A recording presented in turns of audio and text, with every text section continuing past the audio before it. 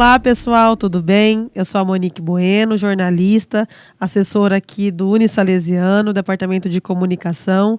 E hoje eu venho discutir um assunto muito importante e essencial para a saúde do homem. Isso porque estamos no Novembro Azul, mês de conscientização do câncer de próstata.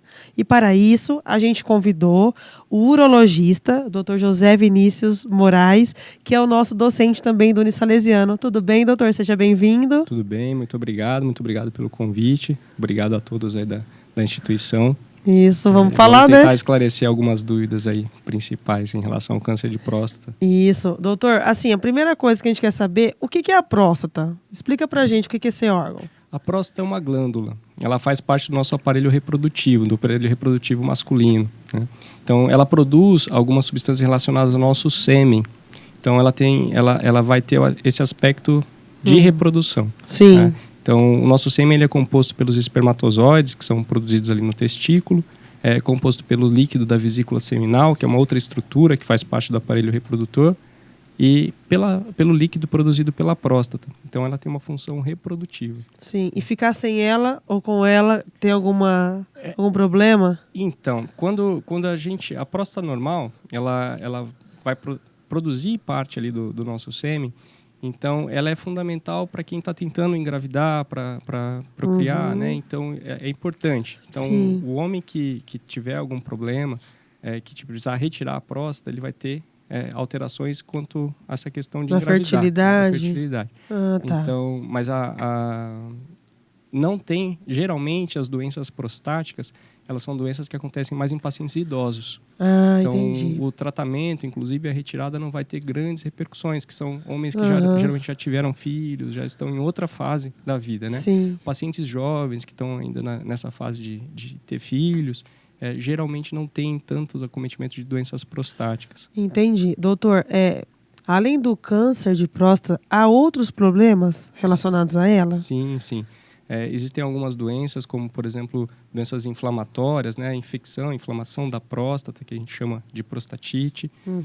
Existe uma doença que é até mais comum do que o câncer de próstata, e é bastante frequente provocar sintomas da parte urinária. Então, existem muitos homens, quando vão envelhecendo, eles começam a ter dificuldade para urinar, aumenta a quantidade de vezes que vai ao banheiro, tem a sensação, às vezes, de que não esvazia a bexiga adequadamente, o jato de urina ele fica um pouco mais fraco. Que são sintomas típicos de quando a próstata ela aumenta de tamanho.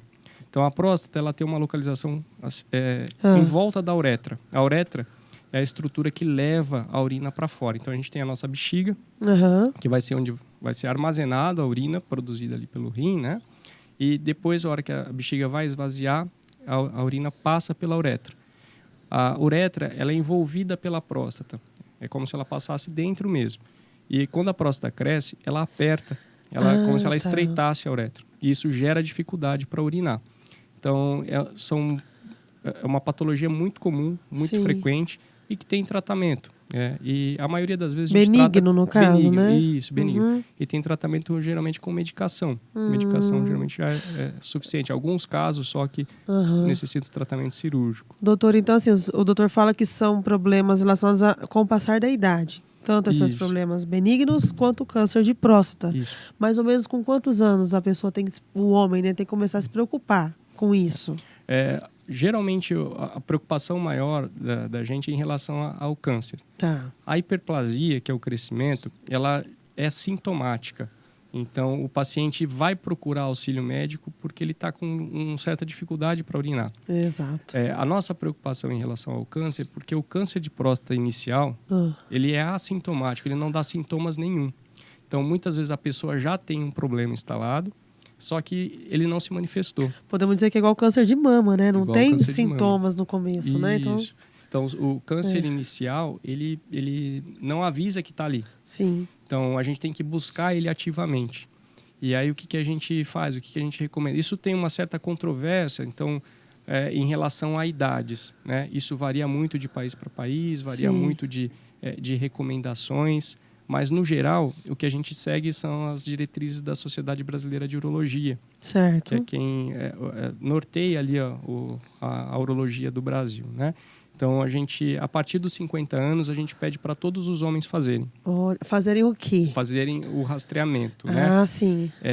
E aí depois eu até comento um pouquinho melhor sobre como é feito esse rastreamento. Tá. Só que tem um componente genético associado e tem um componente racial. Eu ia te perguntar se a genética influencia nisso, né? Influencia. E aí isso muda essa idade desse rastreamento. Então, a gente antecipa para 45 anos, quando tem histórico na família ou quando é algum paciente da raça negra. Porque aumenta a chance do câncer de próstata.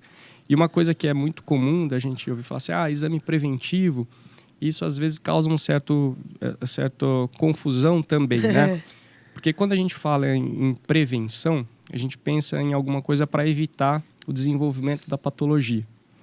Então, o termo acho que mais adequado para a gente usar é rastreamento. Certo. Quanto mais cedo, melhor. A gente descobre. Porque independente da pessoa fazer ou não o exame, acho que isso é um ponto importante. Sim. Se ela tiver ali, ela pode desenvolver. Então, eu fiz o exame e então não vou ter problema, né? Tá. Então, não é um exame que vai prevenir o aparecimento do problema. É para a gente diagnosticar o problema numa fase inicial, que isso aumenta a chance de cura, aumenta a chance do tratamento. E como que é o câncer de próstata? As chances de cura dele? Quando ele é descoberto inicialmente, ele tem uma chance de cura de mais de 90%. Olha que bom. Por isso que a gente pede para fazer esse rastreamento. E aí esse rastreamento, você tinha até comentado, como que a gente faz isso, né? Isso. São 2 exames simples, exames assim de fácil acesso. Um é o exame de sangue, que chama PSA. Tá. PSA é uma substância que a gente coleta no exame de sangue normal, laboratório vai, coleta. E é uma substância específica da próstata. Então, doenças da próstata podem alterar o PSA. Já é um sinal, né? Já é um sinal, já é um indício. Não só o câncer. Isso é importante porque, às vezes, causa uma certa angústia, uma certa ansiedade. Então, o fato do PSA estar alterado não quer dizer que a pessoa tenha câncer. Tá. Né? Mas isso aumenta a nossa suspeita. Certo. Né? E outro exame que a gente usa é o exame digital da região do reto, né? O famoso o toque. famoso, que os homens têm um pouco de... Morre de medo e foge. Apreensão disso, né, doutor? É um exame que causa um certo constrangimento, causa um certo desconforto, mas é um exame muito importante. Existem maneiras diferentes de examinar, a gente tem técnicas adequadas ali para examinar, né? Muitos homens têm, às vezes, um pouco de timidez, um pouco de vergonha, mas é um exame fundamental, porque existem situações que mesmo o exame de sangue estando normal, a gente pode detectar alteração no toque. Olha aí, tem que fazer, não adianta. Tem que fazer. Homens, se liguem aí no exame, né? Não pode deixar de fazer, porque eu tive vários pacientes já que aconteceu isso. A gente fazia o exame de sangue sem nenhuma suspeita, e aí a gente faz o exame do toque, a gente descobre um nódulo, descobre uma área suspeita. Doutor, uma dúvida que eu tenho, por exemplo, se o PSA não deu alterado, tem alguma coisa a ver com o câncer tá no começo, desenvolvendo ainda, ou não tem nada a ver? Nem sempre. O PSA mais elevado, geralmente ele acompanha uma gravidade maior ali, né? Ele tem um risco maior de uma doença mais avançada. Sim. Mas a gente pode ter um tumor já talvez um pouco mais adiantado, né? Mesmo com um PSA que a gente consideraria normal. É de pessoa para pessoa, então. É de pessoa para pessoa. Por isso que é fundamental a gente fazer o exame do toque também. Tá. Quando a gente associa os 2 exames, nenhum dos 2 exames é 100%, que isso é uma coisa que muita gente fala, eu fiz o exame tal, tá tudo bem, né? Um não exclui o outro. Então, a gente associa os 2 exames, porque quando a gente associa os 2 exames, a nossa chance de detectar é maior.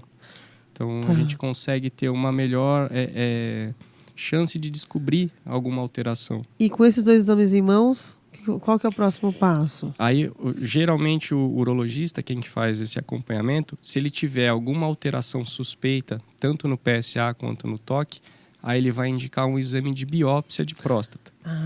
Isso é com a biópsia. É a biópsia. Esse já é um exame mais invasivo. É um exame que, como que ele é feito? Ele é feito geralmente com uma sedação, o paciente toma um remedinho para dormir, introduz um aparelho de ultrassom pelo ânus mesmo, e tira alguns fragmentos da próstata para mandar para análise. Sim. E aí esses fragmentos eles vão ser olhados ali pelo patologista, que vai dizer para a gente se as células presentes ali são células benignas ou se são células malignas. E aí, quando tem essas células malignas, a gente tem graus variados do câncer. Então, existem células malignas que são menos agressivas, vamos dizer assim, e tem algumas que são mais agressivas. E por isso que a gente insiste no rastreamento, porque quando a gente descobre, numa fase inicial, que essas células elas são menos agressivas, a gente tem uma chance de cura muito alta de mais de 90%. E o tratamento? E o tratamento ele vai variar. O tratamento o câncer de próstata ele é uma patologia que tem que ser muito individualizado o tratamento.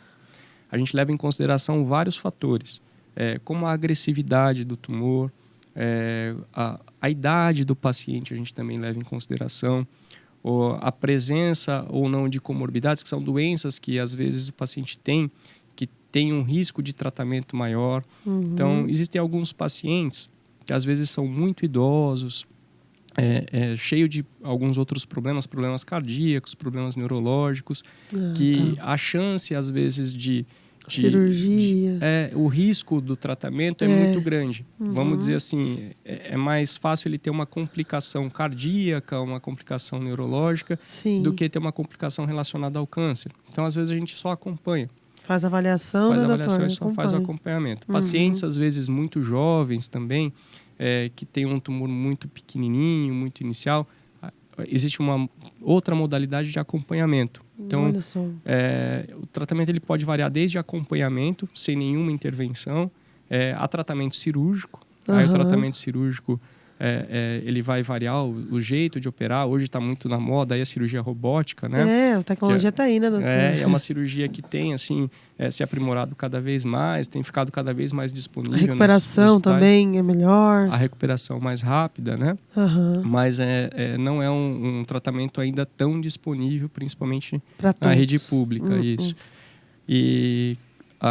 Mas a chance de cura em relação às modalidades de tratamento cirúrgico, elas são semelhantes. Então, olha, que bom. Operar cirurgia convencional, operar cirurgia robótica, em relação à cura do tumor, são semelhantes. A gente tem a possibilidade de radioterapia também, que é como se fosse a radiação, ela vai matar as células cancerígenas ali do tumor. Da região. Da região da próstata, isso. E a gente tem tratamentos de bloqueio hormonal, que a gente fala. Então, a gente bloqueia o hormônio masculino, a testosterona, que é o que acaba também estimulando um pouquinho a proliferação das células ali, né? O crescimento das células. Então, o tratamento do câncer de próstata, ele é muito variável, dependendo da idade do paciente, dependendo de problemas de saúde que o paciente tem, do grau de agressividade do tumor, se ele é um tumor que está só na próstata ou se ele é um tumor que já tem espalhado para outras regiões do corpo, como por exemplo para os ossos. Então isso varia bastante. Então o tratamento ele tem que ser bem individualizado. E eu acho que muita gente tem às vezes medo do tratamento, porque alguns efeitos colaterais do tratamento influenciam na questão da atividade sexual do paciente, né? Esse é um dos medos dos homens, né, doutor? Isso, de perderem um pouquinho essa questão da potência e tudo mais. Mas quanto mais eles postergam, mais o tumor avança e maior a chance de complicações do tratamento, né? Sim. Então, quando a gente descobre precocemente, a chance de evitar mais efeitos Olha, isso tem que ser multiplicado para todos isso, para chegar até os homens. Sim. Essa informação, né? E a mulherada, né? Convidar o marido, né? Mas a mulherada é fundamental, porque então, elas que pegam doutor? no pé do marido ali.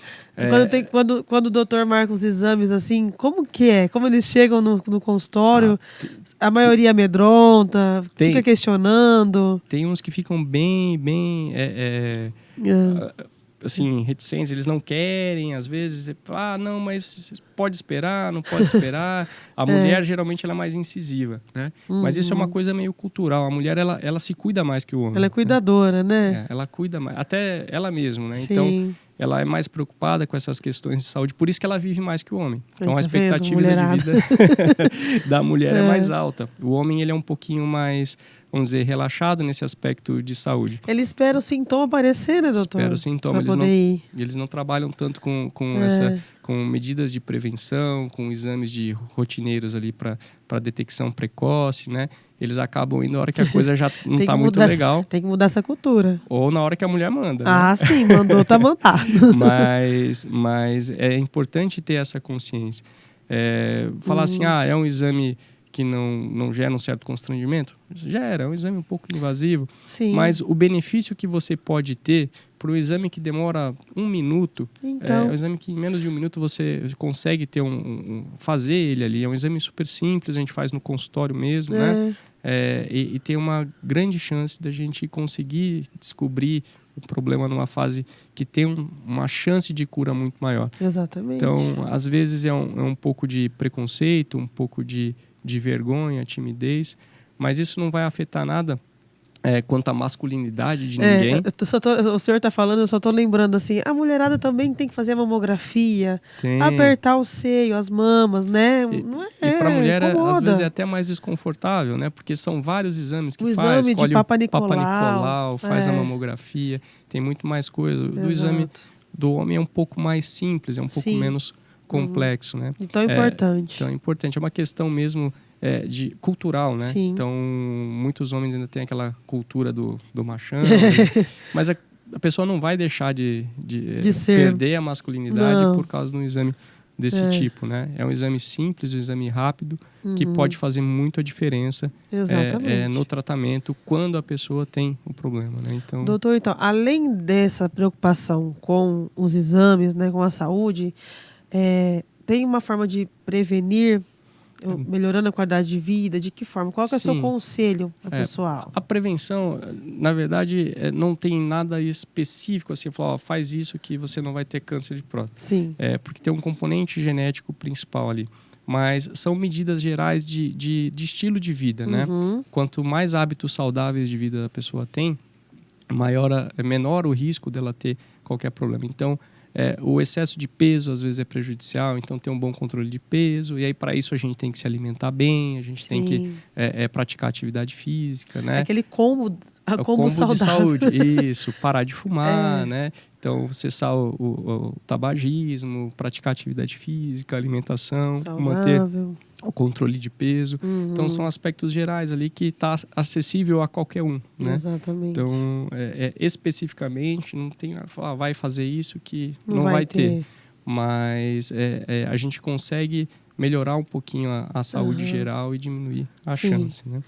Então tá, temos que cuidar da saúde, doutor, não tem outra solução. Como fugir disso, né? Não tem, porque a nossa ideia é viver o máximo possível com a melhor qualidade possível, né? Bem feliz, né? Tentar, né? De alguma forma. E a gente vê, às vezes, pessoas que postergam, às vezes por preconceito, e aí só vão na hora que a coisa já não tá legal. E aí chega numa fase que não tem talvez tanto o que fazer. E aí o sofrimento é maior. Bom, então nós estamos no Novembro Azul, então estamos aqui aconselhando, né, doutor? Não todos os homens a fazerem os exames. Na verdade, acima de 50 anos. Todos os homens, e se tiver histórico familiar ou da raça negra, a partir dos 45. Uma vez por ano? Uma vez por ano. Então aí a gente faz os 2 exames. Então, combinado aí, pessoal. Tem que fazer porque é importante. A gente acaba ajudando a descobrir muita coisa que às vezes está mascarada, escondida ali. Pois é. Doutora, a gente agradece imensamente a sua participação aqui. Eu que agradeço. É sempre bom falar de saúde, né? De estar motivando as pessoas a buscarem uma qualidade de vida. E vocês aqui são primordiais para isso. Eu agradeço aí o convite, agradeço a oportunidade de poder levar um pouquinho de informação. Isso aí. Se a gente conseguir convencer um pouquinho já perder o medo de fazer o exame, tarefa tá feita. A gente já fica feliz, a gente já fica contente. Isso aí. Pessoal, obrigada. Tudo de bom.